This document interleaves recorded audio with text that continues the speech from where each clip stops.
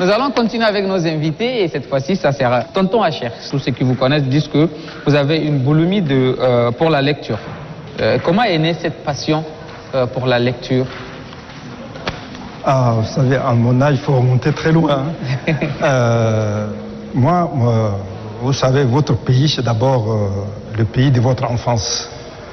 Bon, moi, je suis né dans le Bata Ati, mais je suis venu très tôt à Omhajer, dans le Bata Est. C'est là que j'ai fait l'école primaire et c'est vraiment mon village, si j'ose dire.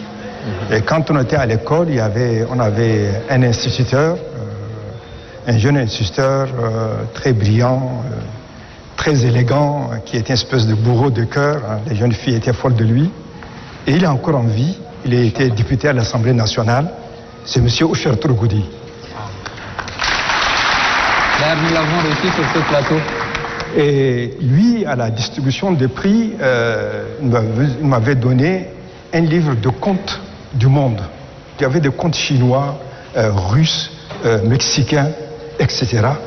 Et moi, je dis, c'était ma première expérience de la mondialisation. Et j'avais découvert au CE2 qu'à travers les 26 lettres de l'alphabet, mais en raison d'une certaine façon, on peut être en contact avec des peuples du monde entier. Certains ont disparu, certains dont on n'a jamais entendu parler. Et donc la lecture, pour moi, c'était vraiment une porte d'entrée, un lien très fort avec l'humanité. Et depuis ce jour, je lisais, mes amis d'enfance le disaient, je lisais même les boîtes de conserve, ce qui était écrit dans les boîtes de conserve. Je lisais tout ce qui me tombait sur la main. Et cette habitude m'est restée. Évidemment, les responsabilités politiques et la vie sociale ne laissent pas le temps de lire, mais j'ai toujours sur mon chevet un ou deux livres. Bon, même si j'ai lu 2 ou 3 pages, j'ai une règle, c'est que dans la chambre à coucher, pas d'écran. Smartphone, télévision, ordinateur, tout ça, out. Dès que je rentre dans la chambre à coucher, que du papier. Donc ça me permet au moins de voir un petit espace de lecture. Dit-on, lire, c'est voyager. Qu'est-ce que vous ressentez à travers vos voyages livrettes? Moi, ce qui me frappe dans la lecture, c'est que les vrais écrivains, quelqu'un disait, le style, c'est l'homme. Et les vrais écrivains, vous lisez une phrase, vous savez, même sans connaître de quoi il s'agit, vous savez que si c'est Proust ou bien si c'est Hemingway et autres. Et vous savez, à l'époque, nous, le français, c'était la langue d'élite. Et quand on employait des mots compliqués, des phrases trop longues, on passait pour quelqu'un de très, très intelligent. Et je me suis rendu compte, surtout à travers les auteurs américains du milieu du XXe siècle, Steinbeck qui a écrit Les raisins de la colère, et Hemingway qui a écrit L'homme et la mer. C'est avec un style très simple, on pouvait vraiment créer des grandes œuvres. Surtout Steinbeck, c'était vraiment la phrase, c'est sujet, verbe, complément. Le soleil se couche. À l'horizon, on voit un homme. Il arrache une herbe. Il se rapproche d'une cabane. Il frappe à la porte. Et au bout de quelques pages, vous sortez du Tchad et vous êtes au sud du Texas. Ça, vraiment, cette capacité du verbe des vrais auteurs. Moi, je dis les vrais auteurs, c'est pas ceux qui utilisent de grandes théories ou qui utilisent ou qui font des phrases très compliquées, mais c'est qu'ils arrivent à créer une certaine magie avec des mots très simples. Et ça, moi, ça m'a toujours fasciné jusqu'aujourd'hui. Vous arrive-t-il d'avoir des livres électroniques que vous puissiez les lire en journée? J'essaye de réserver un espace. Par exemple, tout ce qui est littérature, le roman, et la poésie. Bon, je sais que c'est un mot qui est presque passé de mode, personne ne lit de poètes, alors que nous avons même des poètes tchadiens très grands, vivants, au moins un Nimrod, etc. Donc, j'essaie pour que tout ce qui est littérature, c'est-à-dire les romans et la poésie en particulier, j'essaie de le lire sur le papier. Mais pour le reste, les articles, les rapports, même les livres, disons, d'analyse, d'économie, politique, etc., là, essayer de coller au papier. J'ai essayé, mais comme je le disais, c'était une bataille perdue. C'est plus possible. Monsieur Hacher, quel est votre livre de chevet en ce moment? Bon, en ce moment, je suis en train de relire un livre que j'ai lu dans les années 90, qui a été écrit par un officier français, le capitaine Brett, qui était le commandant au début, vers les années 30, à Melfi, je ne sais pas. Et c'est la vie du sultan Mohamed Bakhit d'Arsila, le pays d'Ayo. Quel est votre rapport avec la religion?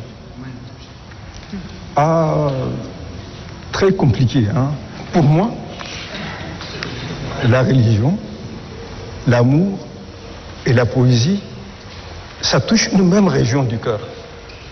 Difficile d'en parler, comme de parler de son premier amour. Évidemment, la religion, moi, ce que j'appelle la religion sociale, aller prier, aller à la mosquée, s'habiller, etc. Bon, ça, c'est vraiment pour moi la forme, quoi. Bon, je m'excuse s'il y a des gens qui... vraiment, la pratique religieuse ostentatoire, honnêtement, ça ne m'impressionne pas beaucoup. La piété montrée, moi je pense que, comme je dis, c'est comparable à l'amour et à la poésie. C'est vraiment un rapport personnel de soi-même avec le cosmique. Et ça, je crois que chacun a sa propre aventure de rencontre avec le Créateur.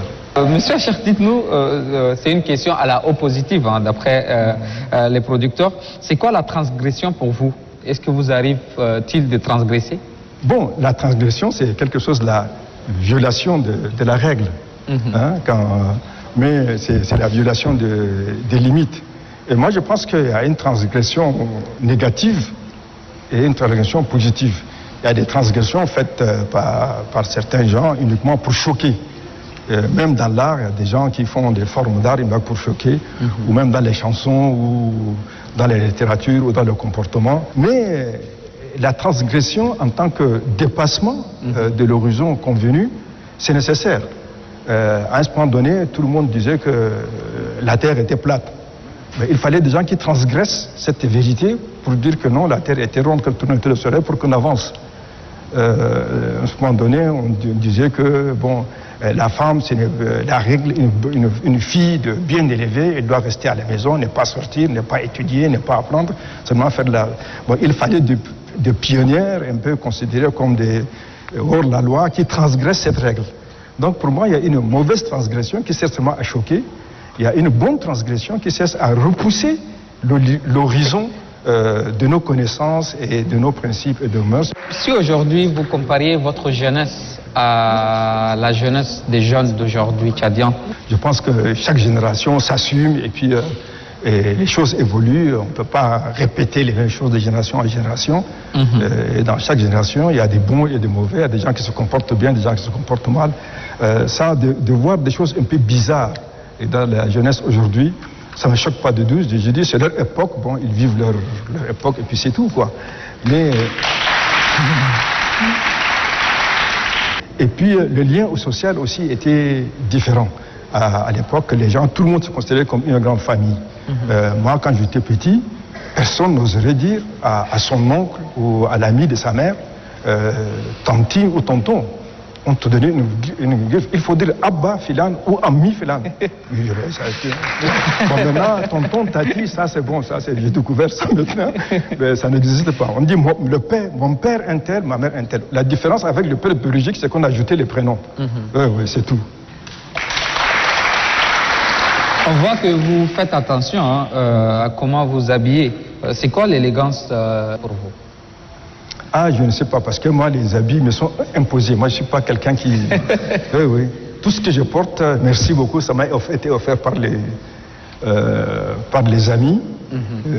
Surtout quand je suis arrivé. Moi, c'est pas tellement mes goûts, quoi. Mais s'agissant de l'élégance, je ne sais pas quel penseur français a dit le luxe, c'est une affaire d'argent. L'élégance, c'est une affaire de culture.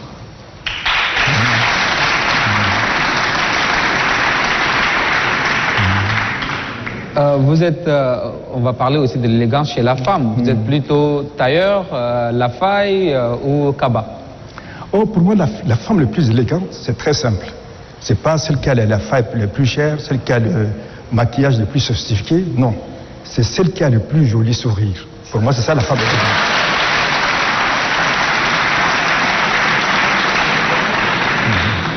Bachar, vous donnez l'impression de quelqu'un trop sérieux quand vous êtes dans votre vie publique. Mais pour ceux qui vous connaissent dans votre vie privée, ils disent que vous aimez rire et surtout faire rire. Donc, moi, je suis intimide en réalité. Donc en public, j'essaye de ne pas trop me pencher.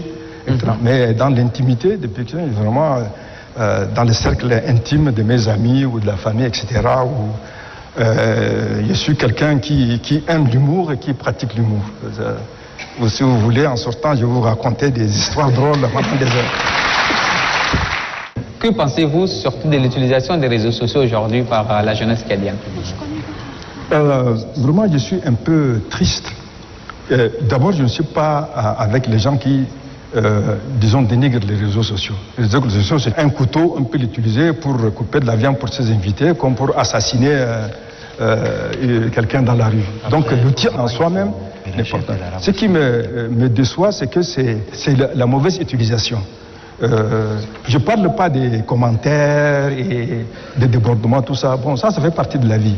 C'est-à-dire qu'il y a un potentiel de formation et de savoir sur le net et qu'on n'utilise pas et qu'on passe son temps à envoyer des vidéos drôles ou bien d'appels à la haine ou ce que j'appelle ce que veulent nous apprendre l'islam à nouveau ou des choses comme ça. Merci beaucoup. Merci à Bachar pour ce partage, surtout de certains bribes de votre vie et de ce partage d'expérience à la jeunesse et à tous les téléspectateurs de Positif.